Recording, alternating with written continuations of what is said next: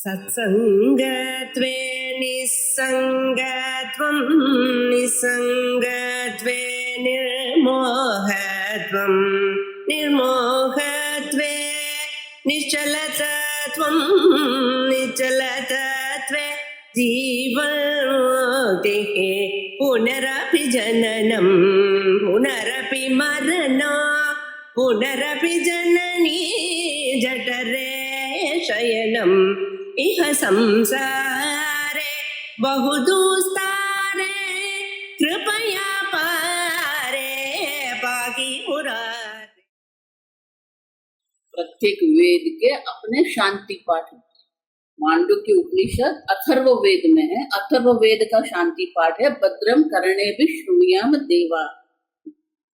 शंकराचार्य जी मांडुक्य उपनिषद के भाष्य में भद्रम कर्णेभिः पर कोई भाष्य नहीं लिखा, क्योंकि अन्य स्थान पर उनके भाष्य है। तो हमारे पास दो प्रकार के भाष्य है। एक अथर्व वेद में दो है, प्रश्नोपनिषद भी है और ये मांडुक्य। तो यहाँ पर सायण भाष्य, जिस प्रकार से शंकराचार्य जी ने उपनिषद पर भाष्य लिखे, गीता पर भाष्य लिखा है, उसी प्रकार से वेद व्यास जी के शिष्य सायणाचार्य कहते हैं, उन्होंने संपूर्ण वेद पर भाष्य लिखा। संपूर्ण वेद के हर एक मंत्र पर भाष्य लिखा है, वो सायण भाष्य जिसको कहते हैं। तो सायण भाष्य में ये भद्रम कर्णेभिः जो मंत्र है उसके ऊपर ये भाष्य है। तो वो भाष्य से है हम उसका अर्थ समझ सकते हैं। भद्रम कर्णेभिः शृणुयाम देवाः। देवाः मानी कौन है? इंद्रादयः। देवता मानी कौन है? जिसके कारण ये संपूर्ण सृष्टि और हमारे शरीर का संचालन होता है। संपूर्ण सृष्टि का संचालन देवताओं से होता है। सूर्य देवता, चंद्र देवता, वायु देवता, अग्नि देवता। तो इंद्रादि सर्व देवता जो है, जो हमारे शरीर में भी हम तत्वबोध में देख के गए कि श्रोत्रेंद्रिय के देवता दिग् देवता है, चक्षुरेंद्रिय के देवता सूर्य देवता है। सूर्य देवता के अनुग्रह से ही दर्शन क्रिया संभव है, दिग् देवता के अनुग्रह से ही ये श्रवण क्रिया संभव है। तो कहते हैं ये सर्व देवता जो है, इंद्रादयः देवाः भद्रम कल्याणम कर्णेभिः, तो कर्णेंद्रिय के द्वारा ये देवताओं के अनुग्रह से ही शृणुयाम देवाः, शृणुयाम हम श्रवण करें। क्या श्रवण करें? भद्रम। भद्रम माने जो हमारे लिए कल्याण है। अब कल्याण किसको कहेंगे? आप दक्षिण भारत में जाएंगे ना, वहां कल्याण माने विवाह होता है। यहाँ पर जो हम कहते हैं ना लग्न मंडप, तो वहां कल्याण मंडपम कहते हैं। स्वामी जी इसलिए कहते हैं कल्याण ही होता है उसका। तो कल्याण श्रुति स्मृति वाक्य रूपम कर्णेभिः। क्या श्रवण करना है? पूरे दिन श्रवण ही करते रहते। तो कहते नहीं, श्रुति और स्मृति के वाक्य का हम श्रवण करें। हमारा कल्याण किससे होता है? भगवत गीता का श्रवण करें, श्रुति माता का श्रवण करें, तो हमारा कल्याण होगा। और इसलिए कहते हैं श्रुति स्मृति वाक्य रूपम कल्याणम भद्रम। उतना ही नहीं, शृणुयामः। देखो ये श्रुति माता कहते हैं। श्रुति मानी जो श्रवण से है, पढ़ने से कुछ नहीं होता है। समझ, अगर पढ़ने से होता है तो ये सब कॉलेज और विद्यालय की कोई आवश्यकता ही नहीं रहेगी। और इसलिए कहते हैं आचार्य अंतेवासी रूपिणाम ऋत्विग यजमान रूपाणम व अस्माकं बहुनाम कर्णैः शृणुयामः। किसके द्वारा? आचार्य के द्वारा। ऋत्विक सायण भाष्य है ना, तो उसमें कर्मकांड का महत्व है। समझ, और इसलिए कहते हैं कि यज्ञ कर्म करते हैं तो अनेक प्रकार के ब्रह्मा जी होते हैं, ऋत्विक होते हैं, सामगान करने वाले होते हैं। तो ये सब जो पुरोहित कहते हैं उसको। अब देखो ये पुरोहित मानी क्या है? आप विचार करें उसके पहले ही, पूरा उसके पहले ही जो आपका हित, आपका कल्याण सोचता है ना, उसे पुरोहित कहते हैं। हर एक शब्द का एक अर्थ है। ऋत्विक मानी जो मंत्र का उच्चारण करने वाला है, ब्रह्मा मानी की पूरे यज्ञ का जो साक्षी है, तो पुरोहित माने कि हमारे हर एक, देखो कुल गुरु होते हैं, वशिष्ठ जी जैसे हैं, उसको पुरोहित कहते हैं। माने कि हमारे कुटुंब, हमारा कुल, हमारे देश का जो कल्याण का सोचते हैं ना, उसे पुरोहित कहते हैं। यजमान रूपाणाम अस्माकम, जो हम ये सबके हम कौन है? यजमान है, गुरु के शिष्य हैं। और अगर हम यज्ञ कर्म कर रहे हैं तो हम जो यजमान है, तो हम क्या करें? बहुनाम कर्णैहि शृणुयामः। कर्ण के द्वारा, श्रोत्रेंद्रिय के द्वारा जो हमारे लिए कल्याण है वही हम श्रवण करें। देखो इसलिए मैं कहती हूँ, हम बस में जाते हैं, यहाँ कहां पर भी बैठते हैं, लोग बातें करते रहते, लेकिन वो सुनना है कि नहीं सुनना है वो हमारे हाथ में रहता है। आप ट्रेन में जा रहे हैं, आसपास के लोग बात कर रहे हैं, लेकिन उसको सुनना है कि नहीं सुनना है आपके हाथ में होता है। आप समझो, अगर वो हमारे लिए कल्याणकारी नहीं है तो हमें नहीं सुनना। और इसलिए कहते हैं जो कल्याणकारी है वही हम सुनेंगे। क्यों? युष्मत् प्रसादात् सर्वदा श्रोतुं समर्थाः स्याम। क्यों? हमारे ही, आप सब, क्योंकि उन लोगों के प्रसाद माने कि उन लोगों के अनुग्रह से ही हमारा कल्याण होता है। माता पिता, गुरु, आचार्य, उन लोगों के श्रवण से ही हमारा कल्याण होता है। उनके बिना हमारा श्रवण, उनके बिना हमारा कल्याण संभव नहीं है, आप सबको। और इसलिए कहते हैं भद्रम कर्णेभिः शृणुयाम देवाः। अब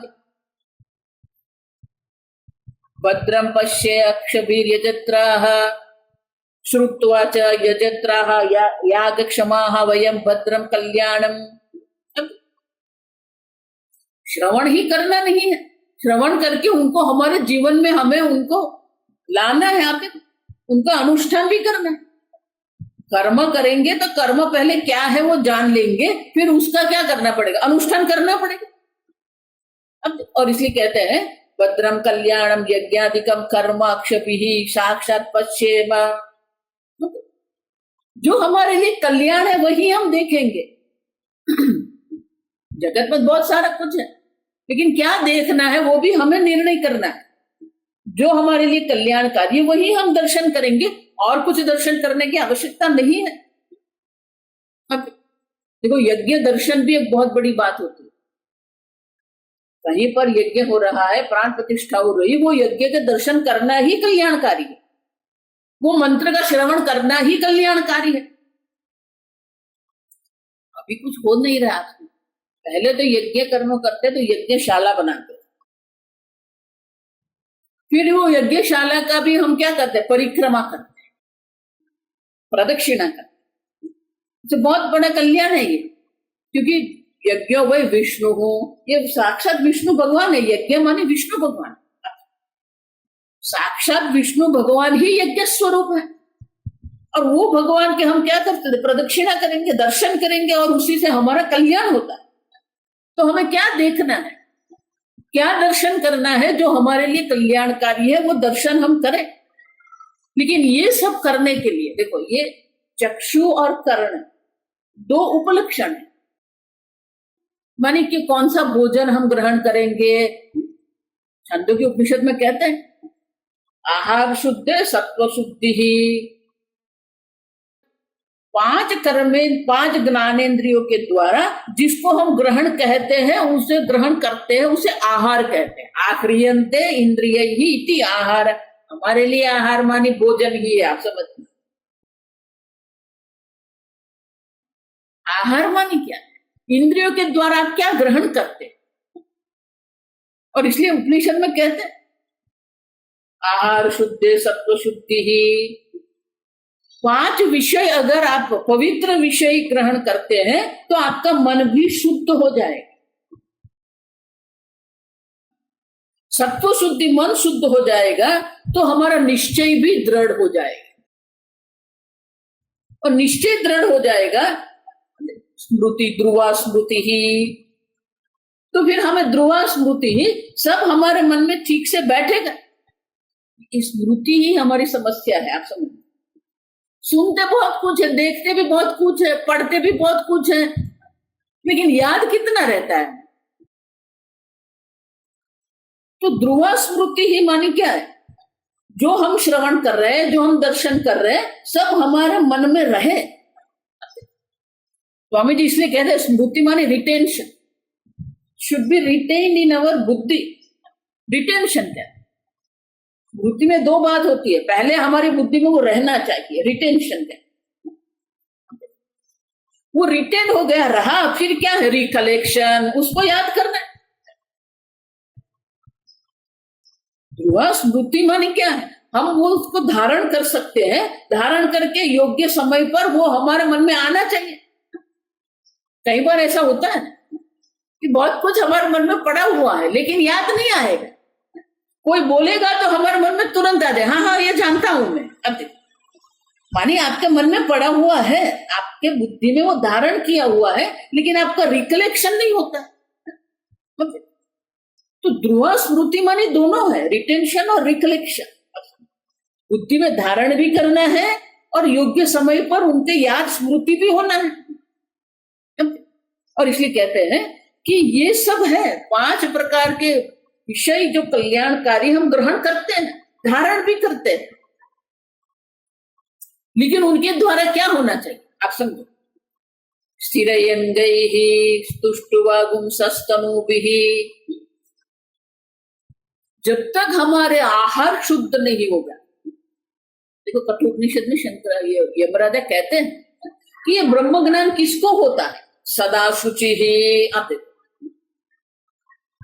1-2 दिन की बात नहीं है, आप सब सदा शुचि ही। अखंडानंद जी महाराज का जो आप प्रवचन पढ़ेंगे तो शुचि माने पवित्रता। देखो 2 बात है, शुद्धि और शुचि, पवित्रता। शुद्धि और पवित्रता 2 शब्द है। ये शुद्ध जल है जब हम कहते हैं, माने क्या है? जल के सिवा उसमें और कुछ भी नहीं है, तो उसे शुद्ध जल कहेंगे। H2O के सिवा कुछ नहीं। लेकिन पवित्र किसको कहेंगे? अगर वो जल है जिसके अंदर पंचामृत भी है, पुष्प के पत्ती भी है, आते केसर भी है, और कोई कहेगा ये आप ले लो, क्यों? ये पवित्र है, क्यों? चरणामृत है। शुद्धि अलग बात है और पवित्रता अलग बात है, आप समझ नहीं। सामान्य लोग शुद्धि और पवित्र दोनों एक ही समझते हैं। शुद्ध माने अगर आपका मन शुद्ध है, माने क्या है? ये सृष्टि प्रक्रिया में हमारा मन जो है सात्विक पंच महाभूत से बना हुआ है, तो हमारा मन सात्विक है, शुद्ध है। निर्मलत्व गीता में कहते हैं, सात्विक माने वो जो निर्मल है,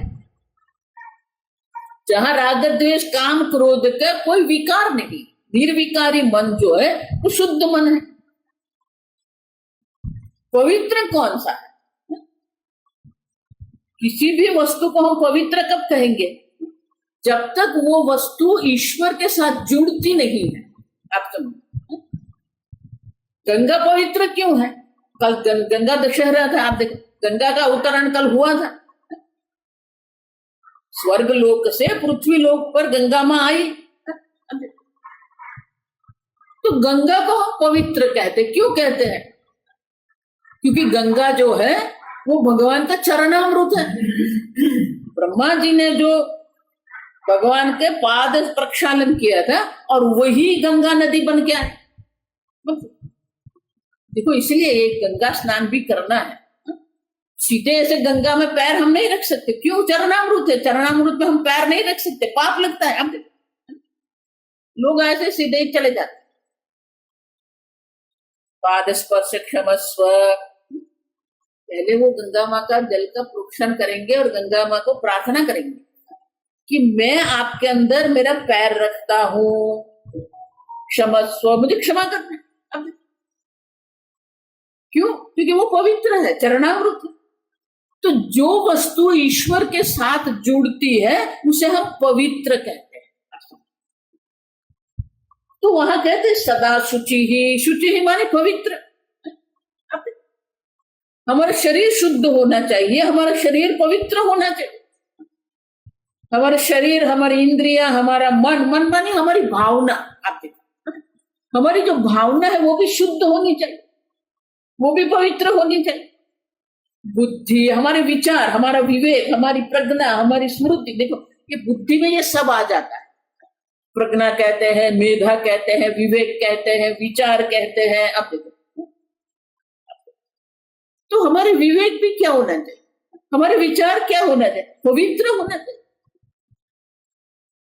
जब ये सब पवित्र होंगे तब क्या होगा, स्थिर ही हमारा शरीर भी स्थिर होगा। आप देखो, जितने भी ये रोग होते हैं कहां से होते हैं, आयुर्वेद में लिखा है 3 प्रकार से रोग होते हैं। अब एक तो हमारे प्रारब्ध में ही लिखा हुआ है, जो प्रारब्ध है ना, प्रारब्ध में अगर लिखा है, आप कितना भी औषधि करते रहो, कितना भी प्रयत्न करते रहो, वो जाएगा ही नहीं, क्योंकि हमारे प्रारब्ध में है। अब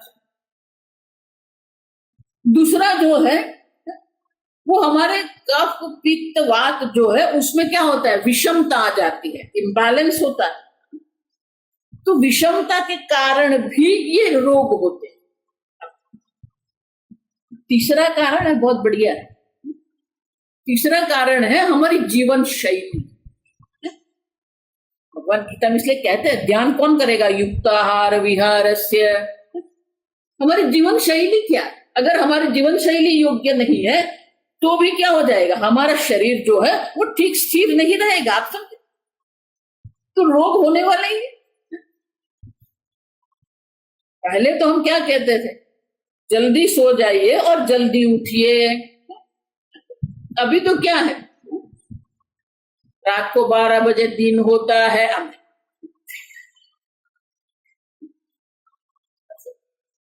हमारी जीवन शैली ऐसी होनी चाहिए कि कोई रोग नहीं हो, और इसलिए कहते हैं स्थिर अंगे, हमारे अंग भी स्थिर होने चाहिए।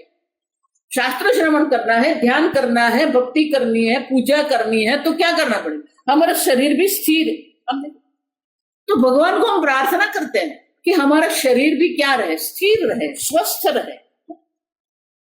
क्यों, स्थिर अंगे ही, हमारे सर्व अंग भी स्थिर हो। चक्षुरादि भी अवयवाः तनुभिः तथा विद शरीर युक्ताः वयं तुष्टाः वांसः। भगवान हम आपकी स्तुति करें।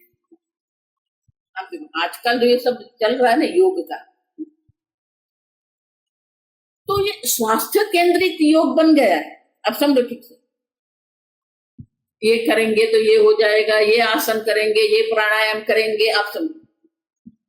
लेकिन वो स्वस्थता किसके लिए है, अधिक से अधिक भोग करते रहे। तो स्वस्थता क्या भोग के लिए है। अब तो अधीयाम स्तुतिम कुर्वाणा यदि यस्मात् कारणात्। अब भगवान अगर मेरा शरीर स्वस्थ है, स्थिर है, तो मैं आपकी स्तुति कर सकता हूं, मैं आपकी पूजा कर सकता हूं। आप समझे, हमारा जीवन किसके लिए है। स्वास्थ्य केंद्रित योग भी क्या है, उसमें कुछ स्वास्थ्य केंद्रित नहीं। आप समझना, जब तक प्राणायाम करते रहेंगे सब ठीक रहेगा, प्राणायाम बंद हो गया वापस वही हो जाएगा। ये सब लोग जो वेट कंट्रोल करते हैं ना, वजन, जब तक ठीक से करेंगे वो हो जाएगा, फिर बंद हो गया वापस हो जाएगा। तो शरीर मोटा हो गया, डाइट कंट्रोल करो, फिर क्या, वही कम। तो शरीर का वजन कम करना क्या हमारा लक्ष्य है। एक बार एक स्वामी जी के पास एक गया अमेरिका, तो Swami ji every day I run 5 miles, वहां पर माइल चलता है। तो बोला, स्वामी जी ने पूछा फिर क्या, why you are running so much. Swami ji हमेशा ये एक्सरसाइज जो करते थे ना, उसको हमेशा मजाक उड़ाते। तो बोले कि अच्छा ठीक है, आप 5 माइल हर रोज जाते हो, what will happen? No, Swamiji, my body will be very healthy. So body is healthy, मेरा शरीर स्वस्थ रहेगा। फिर क्या, अगर मेरा शरीर स्वस्थ रहेगा तो मेरी आयु भी बढ़ेगी। Swamiji said, whatever age you have increased, that is what you have used for 5 miles. समझ में आया, जो समय आपने बढ़ाया जो आयु आपने बढ़ाई वो वायु तो आपने यूज कहां पर किया है? वो 5 माइल दौड़ने के लिए। That's not the purpose. शिरयंगैहि, अब देखो, अधियाम स्तुतिम कुर्वाणा, तो ये स्थिर अंग है, उसी से हम भगवान का क्या कर सकते हैं? श्रुति श्रवण कर सकते हैं, शास्त्र श्रवण कर सकते हैं, ध्यान कर सकते हैं, पूजा कर सकते हैं। आप देखो, हमारे शरीर स्वस्थ रखने का प्रयोजन भी क्या है? देवताओं के अनुग्रह से हमारा शरीर स्वस्थ रहेगा, हमारा शरीर अंग रहेगा, और उसी कारण हम क्या है? ब्रह्म विद्या श्रवणेन अध्यात्म आत्म ध्यानादिशीला वयम। अब देखो, एक घंटे आपको ध्यान करना है, तो बाकी के 23 घंटे आपके कैसे है ना, वो भी उतना ही आवश्यक है। जीवन शैली इसलिए मैं आपका दैनिक जीवन कैसा होना, और इसलिए कहते हैं कि इसी प्रकार से जब हम ये कल्याण करेंगे हमारा, स्थिरैरंगैहि तुष्टुवा गुम सस्तनुभिः, इस तनु माने शरीर, ये शरीर के द्वारा हम आपका क्या कर सकते हैं? आपकी स्तुति कर सकते हैं, आपका ज्ञान प्राप्त कर सकते हैं। विषेम देवहितम यदायुः, देवहितम देवेन प्रजापतिना सर्व समर्पितम सर्वमपि आयुः। हमारा आयुष्य किसको समर्पित करना है? अब परमात्मा को समर्पित करना। देखो, इसलिए मैं कहती हूं मनुष्य जीवन का लक्ष्य एक ही है, वो है परमात्मा।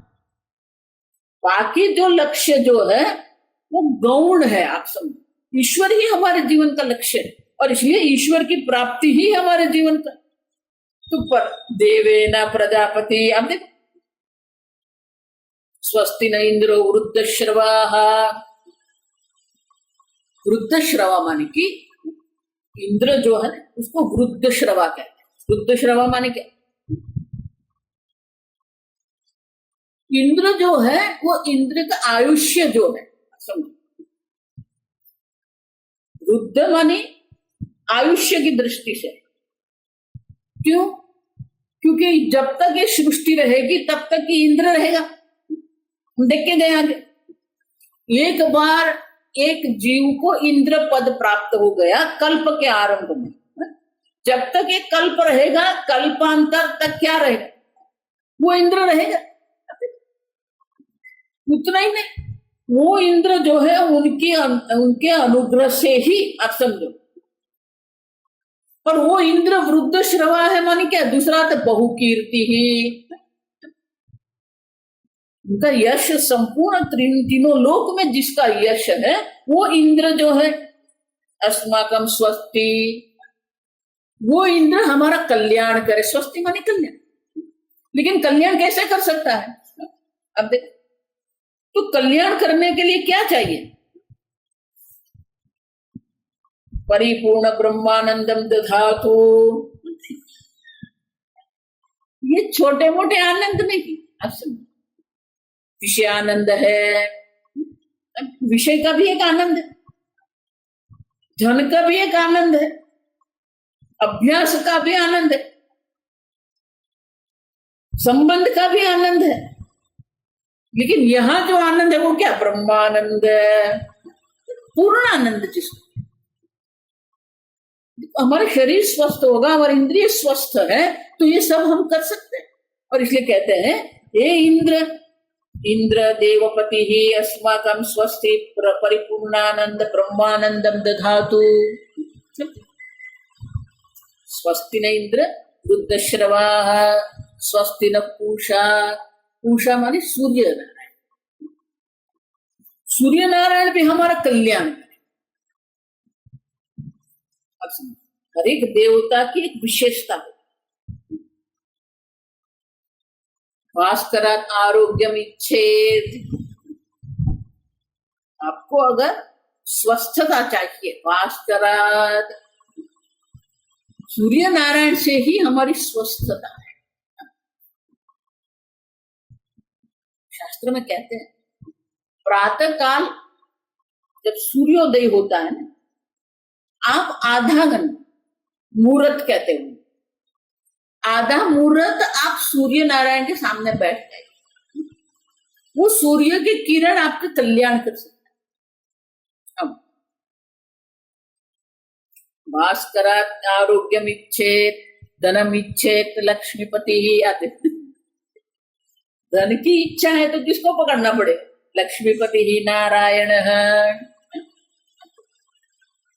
मोक्षम इच्छेत शंभो, मोक्ष ही इच्छा है तो कौन है? शंभु। भक्ति मुक्ति देने वाले शंकर भगवान है आपसे। तो वो सूर्य नारायण पूषा स्वस्ति, वो सूर्य नारायण भी हमें क्या करे? ऐसी अनुकूलता प्रदान करे जीवन में, जिसके कारण हम ये ब्रह्म ज्ञान आत्मविद्या प्राप्त कर सकते हैं। उतना ही नहीं, ये ब्रह्म ज्ञान अगर हमें प्राप्त करना है तो हमारी बुद्धि भी ठीक होनी चाहिए। शरीर स्वस्थ है, इंद्रियां स्वस्थ है, जीवन शैली योग्य है, बुद्धि भी क्या होनी चाहिए? स्वस्ति न अरिष्ट नेमि, अरिष्ट नेमि मानी गरुड़, आप समझो। तार्क्ष्य है, गरुड़ को तार्क्ष्य कहते हैं, तीक्ष्ण जिसको, तीव्रता उसकी है। कितना भी ऊपर रहेगा गरुड़, नीचे तक वो देख सकता है कि जो आंख है ना, चक्षु जो है, उसी प्रकार से हमारी दृष्टि भी क्या होनी चाहिए? उतनी सूक्ष्म होनी चाहिए कि हम ये ब्रह्म तत्व का दर्शन कर सके। अरिष्ट नेमि अरिष्ट अकुंठिता अप्रतिबद्धा नेमि गति ही यस्य, गरुड़ की जो गति है ना, कोई उसी को रोक नहीं सकता। अब देखो कितना भी बड़ा बवंडर आता है ना, अब तो स्वामी बहुत सुंदर क्या, अब देखो ये गरुड़ है, बाज है, ये सब बड़े पक्षी जो है ना, अब देखना कभी तो बवंडर आते हैं तो छोटे छोटे पक्षी मर जाते हैं, ये बड़े पक्षी कभी नहीं मरते। क्यों? कभी देखा ऐसे कि गरुड़ गिर गया नीचे बवंडर से? नहीं। क्यों? क्योंकि वो ऊपर चले जाते हैं, वायु से भी क्या करते हैं, बवंडर है उनके से भी ऊपर चले जाते हैं। आप समझो, ऊपर रहते तो गिरेंगे नहीं। अब तुम माने कि वो बवंडर के क्षेत्र में आते ही नहीं है, उससे बाहर निकल जाते हैं। देखो वर्षा में भी यही होता है, वो बादल से ऊपर चले जाते हैं। तो उनकी गति ऐसी है कि बवंडर है या बादल है, किसी भी उनको कोई रोक नहीं सकता। तीक्ष्ण गति है, तेज गति भी है, और गति अविरुद्ध माने कि उनको कोई अटका नहीं सकता। अप्रतिबद्ध नेमि ही गति। उसी प्रकार से हमारी बुद्धि भी कैसी होनी चाहिए? अप्रतिबद्ध, उसको प्रति उत्पन्न बुद्धि कहते हैं। जैसे ही कुछ आपके सामने आया, तुरंत योग्य विचार आपके मन में प्रकट होना चाहिए। अप्रतिबद्ध बुद्धि होनी चाहिए। तो ये गरुड़ को, गरुड़ मानी भगवान का वाहन है, आप समझे, गरुड़ देवता है, आप समझ। तो गरुड़ देवता को हम प्रार्थना करते हैं कि हमारी बुद्धि जिस प्रकार से आपकी गति अप्रतिबद्ध है, उसी प्रकार से हमारी बुद्धि भी इतनी तीक्ष्ण हो जाए, गतिमान हो जाए, और उतनी ही अप्रतिबद्ध बन जाए हमारी बुद्धि। अरिष्ट नेमि तार्क्ष्य है। अब गरुड़ नः अस्माकं स्वस्ति दधातु बृहस्पति नः अस्माकं। तो बृहस्पति जिसको कहते हैं, बृहस्पति माने ब्रह्मा जी। आप देखो, तो ब्रह्मा जी जो है, वो ब्रह्मा जी भी हमारा कल्याण करे। नहीं, ब्रह्मा जी नहीं, बृहस्पति मानी सुरेश देवताओं को आचार्य, गुरु, सॉरी। क्यों? क्योंकि बृहस्पति जो है वो सात्विक है, आप समझो, और सूर आचार्य है। गुरु के अनुग्रह से ही ये सब प्राप्त है। शास्त्र में लिखते हैं इंद्र भले बड़ा है, आप देखो बहुकीर्ति ही इंद्र, लेकिन उनके राज्यसभा में भी अगर बृहस्पति आएंगे तो उसको भी उठना पड़ेगा। आप देखो, तो गुरु का महत्व है। बृहस्पति ही दधातु, देखो ये वेदांत में वही आता है, समझ। गुरु और शनि का संपर्क होता है ना, तभी ये वेदांत हमारे जीवन में होता है, बाकी नहीं होता है। अब समझ, वेदांत उसी के लिए जिसके जन्म कुंडली में ये तीन साथ में होते, कोई ना कोई कनेक्शन होता है। गुरु, केतु और शनि, ये तीनों का कनेक्शन होता है, तभी उनको वेदांत में रुचि होती है। देखो इसलिए जो उत्तराधिकारी भी मठाधिपति जो होते हैं, तो अपने उत्तराधिकारी वो देखते हैं कि उनके चार्ट में वो सब है कि नहीं, क्योंकि अगर उनके स्वभाव में ही नहीं है, फिर उसको एक हुआ था हम लोग जब पढ़ते थे ना आश्रम, तो हमारे साथ एक और पढ़ने आया, गृहस्थ था, लेकिन कोई गुरु ने उसको उत्तराधिकारी बना दिया, उनको सन्यासी बना दिया। आप समझो, अब वो था सामान्य, तो वो जो स्वामी जी थे उन्होंने हमारे स्वामी जी को विनती किया कि ये मेरे उत्तराधिकारी, मैंने उनको बनाया है, लेकिन शास्त्र श्रवण नहीं किया है, आपके आश्रम में रख के उसको शास्त्र श्रवण कराओ। हमने बोला ठीक है, आ जा। वो रहता था हमारे साथ, पढ़ता था। अब देखो, शास्त्र पढ़ता था वो, पूरे 3 वर्ष हमारे साथ शास्त्र पढ़ा भी वो, और बुद्धि भी उनकी बहुत तीक्ष्ण थी। आप समझो, वेरी शार्प पर्सन। फिर 5 वर्ष के बाद हम सब ने सुना कि उसने वो पद छोड़ दिया। आप समझो, दैट इज कॉल्ड ऑनेस्टी, ये प्रामाणिकता। आप समझते हैं, उसने देखा कि ये मेरे स्वभाव में नहीं है। पढ़ना, वेदांत पढ़ना उनको अच्छा लगा था, लेकिन जब वहां उत्तराधिकारी बन गया, वो पद जब संभालने लगा, तो उनके मन में आया कि ये मेरा काम नहीं है। क्योंकि उत्तराधिकारी बनना और वहां पर मठाधिपति बनना माने क्या है, आपकी एक जीवन शैली होती है। आप समझ, एक विशेष प्रकार की जीवन शैली आपको जीना है। तो 1-2 वर्ष वहां रहा वो, फिर उसने देखा है कि this is not my cup of T. आप समझ, ये मेरे लिए नहीं है। तो उसने गुरु से कह दिया कि इस प्रकार की जीवन शैली मेरे लिए योग्य नहीं है, मेरे स्वभाव के अनुरूप नहीं है। आप बुद्धिमान है एक बात होती है, लेकिन आप एक विशेष प्रकार की जीवन शैली, देखो इसलिए संन्यास भी यही है। आप समझो, मात्र वस्त्र धारण करने से कोई सन्यासी नहीं बन जाता। संन्यास माने एक प्रकार की आपकी बुद्धि है, वो जीवन शैली है। देखो इसलिए ऋषिकेश भी लोग जाते हैं, बहुत सारे लोग, लेकिन वो जीवन शैली वो अपना नहीं सकते हैं। It's not that easy lifestyle. और इसीलिए ये गुरु बृहस्पति से हम प्रार्थना करते हैं कि हमारी जीवन शैली वो प्रकार की बन जाए जो अनुकूल है, जो ब्रह्म विद्या के लिए अनुकूल बन जाए। अब सन्यासी या गृहस्थ दोनों को ज्ञान हो सकता है। आप समझो, ऐसा नहीं है कि सन्यासी कोई ज्ञान होगा, लेकिन वो जीवन शैली हमारी होनी चाहिए। तो इसीलिए कहते हैं बृहस्पति स्वस्ति दधातु। जो बृहस्पति है, जो गुरु है, वो भी हमारे जीवन में हमारा कल्याण करे, हमें इस प्रकार के अनुकूलता प्रदान करे। देखो ऋषिकेश में बाह्य अनुकूलता रहती है, शास्त्र श्रवण के लिए, पूजा के लिए, ध्यान के लिए बाह्य अनुकूलता है वहां, लेकिन अगर आंतरिक अनुकूलता नहीं रहेगी तो फिर क्या होगा, अब छोड़ देंगे। अब समझो, तो दोनों प्रकार से आंतरिक अनुकूलता भी चाहिए, बाह्य अनुकूलता भी होनी चाहिए। और इसलिए हम ये पाठ करते हैं, देवताओं को हम प्रार्थना करते हैं कि हमारे जीवन में भी ये अनुकूलता रहे। देखो ये पहला जो है ना, भद्रम करणे विष्णुयम, ये हमारे आंतरिक है। अब समझो, हमारा मन, हमारे इंद्रिया, ये सब अनुकूल बन जाए। और बाह्य दृष्टि से आयुष्य जिसको हम कहते हैं, तो वो भी क्या हो जाए, अनुकूल बन जाए। बाह्य अनुकूलता भी चाहिए, आंतरिक अनुकूलता भी चाहिए, जिसके कारण हम ब्रह्म विद्या की प्राप्ति कर सकते हैं। दोनों आवश्यक है। कई बार ऐसा होता है कि आंतरिक अनुकूलता होती है लेकिन बाह्य अनुकूलता नहीं। देखो इसलिए प्रारब्ध बहुत जरूरी है।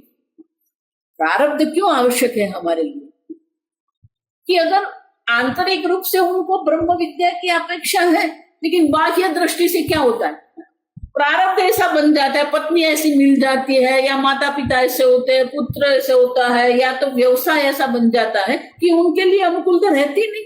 अब सब तो बाह्य रूप से भी अनुकूलता चाहिए।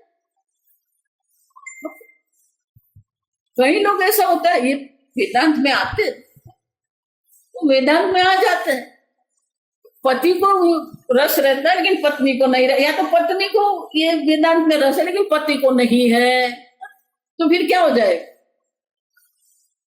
वेदांत में आने के पहले सब ठीक रहता है, वेदांत में आने के बाद क्या हो जाता है?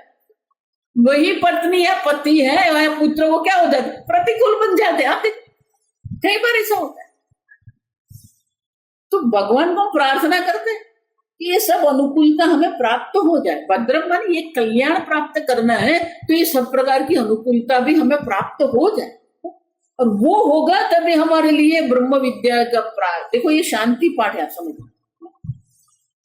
मानी कि जो भी अनुकूलता, अशांति मानी अनुकूल, प्रतिकूलता पे ओम शांति ही शांति ही शांति ही। 3 प्रकार से शांति, क्या 3 प्रकार की शांति है? नहीं, शांति एक ही प्रकार की है, आप समझो, लेकिन अशांति 3 प्रकार से। आध्यात्मिक, हमारी शरीर, हमारी उपाधि में प्रतिकूलता हो सकती है, तो हमारे शरीर में आंतरिक रूप से सब प्रकार की अनुकूलता रहे। दूसरी शांति आधि भौतिक, हमारे बाह्य वातावरण जो है वो भी अनुकूल बन जाए, आधि भौतिक शांति। तीसरी क्या? आधि दैविक। आधि दैविक माने जिसके ऊपर हमारे कोई किसी प्रकार से कोई नियंत्रण नहीं है, वायु है, अग्नि है, वर्षा है, तो देवता भी अनुकूल हो जाए, हमारे आसपास का वातावरण भी अनुकूल बन जाए, हमारी उपाधि भी अनुकूल बन जाए। और इसीलिए 3 प्रकार से हम शांति की अपेक्षा करते हैं, क्योंकि 3 प्रकार की अशांति है। आध्यात्मिक अशांति न रहे, आदि भौतिक अशांति न रहे, और आदि दैविक भी अशांति हमारे जीवन में न हो। और इस प्रकार से शांति माने की अनुकूलता, ब्रह्म विद्या के लिए सर्व प्रकार से अनुकूलता हमारे जीवन में रहेगी, तो हम ये ब्रह्म विद्या की प्राप्ति अवश्य कर सकते। और इसीलिए ये शांति पाठ के द्वारा हम ये भगवान को, देवताओं को प्रार्थना करते कि हमारा जीवन ऐसा अनुकूल बन जाए। ये तो बहुत सुंदर प्रार्थना है, ये प्रतिदिन करने के योग्य है। प्रतिदिन ये वैदिक शांति मंत्र, 10 शांति मंत्र जिसको कहते हैं, प्रत्येक दिन हमें प्रार्थना करना, क्योंकि कहीं पर कहां पर से प्रति हमारे ही कर्म हमारे लिए बंधक बन जाते हैं। प्रार्थना करते रहेंगे तो ये कर्म जो है, हमारे प्रारब्ध कर्म भी हमें अनुकूलता दे सकते हैं। और इसीलिए ये शांति पाठ हम करते हैं। कल आगे देखेंगे, शंकराचार्य जी ने भी, देखो ये शांति पाठ है ना, उपनिषद में जो है उसको हम शांति पाठ कहते हैं। लेकिन अगर कोई विशेष प्रकार का आरंभ करते हैं तो हमें मंगलाचरण करना पड़ता है। शंकराचार्य जी भी जब ये भाष्य का आरंभ करते हैं, पहले मंगलाचरण के श्लोक, 2 श्लोक हैं, बहुत सुंदर श्लोक है। तो कल हम वो शंकराचार्य जी का मंगलाचरण हम देखेंगे। बहुत सुंदर श्लोक 2 है, शंकराचार्य जी ने लिखे हैं, बिल्कुल शास्त्र पर, माने कि किस प्रकार का हमारा चिंतन होना चाहिए। मंगलाचरण है, तो कल हम 2 मंगलाचरण के श्लोक देखेंगे। ओम असतो मा सद्गमय, तमसो मा ज्योतिर्गमय, मृत्योर्मा अमृतंगमय। ओम पूर्णमदः पूर्णमिदं पूर्णात् पूर्णमुदच्यते, पूर्णस्य पूर्णमादाय पूर्णमेवावशिष्यते। ओम शांति शांति शांति। हरि ओम। श्री गुरुभ्यो नमः। हरि ओम।